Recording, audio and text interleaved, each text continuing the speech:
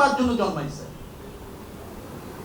বান্ধবীর ছেলে ফার্স্ট হয়েছে, আপনারটা থার্ড হয়েছে, মন খুব খারাপ, রান্নাই বন্ধ। প্লিজ এরকম মা হয় না। মন খারাপ, রান্না বন্ধ, ও হয়তো অন্য কিছু আরো ভালো করবে। ওকে পাশে থাকুন, উৎসাহ দিন, অ্যাসিস্ট করুন, জড়িয়ে ধরুন, আদর করুন।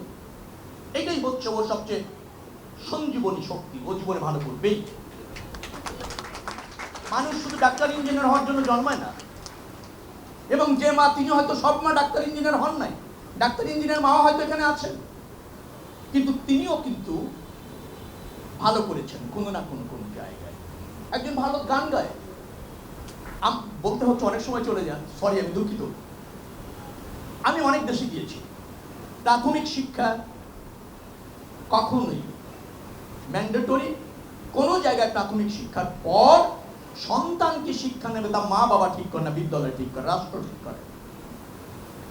আপনি চেয়েছেন আপনার ছেলে ইঞ্জিনিয়ার হবে, কিন্তু বিদ্যালয় ডিসিশন নিয়েছে আপনার ছেলে সঙ্গীত শিল্পী হবে, বিকজ তার গানের দিকে অ্যাটেনশন আছে, গানের গলার কাজও তার ভালো, ওই গলাটাকে আরো ভালো করা যাবে। বিদ্যালয় ডিসাইড করেছে সে সঙ্গীত শিল্পী হবে, আপনি ওখান থেকে তাকে সরাতে পারবেন না।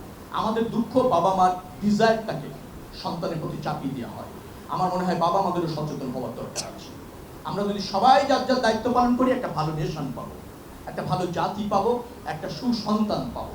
আমরা চাপ প্রয়োগ করবো না, মেধা বিকাশের অবাধ সুযোগটা নিশ্চিত করব। এই প্রত্যাশা রেখে ব্যক্তি জীবন সুন্দর হোক, সফল হোক, সার্থক হোক। শিক্ষার্থীরা, আপনাদের সবাইকে অগ্রিম শুভেচ্ছা জানিয়ে শেষ করছি। আল্লাহ হাফেজ। বাংলাদেশ জিন্দাবাদ।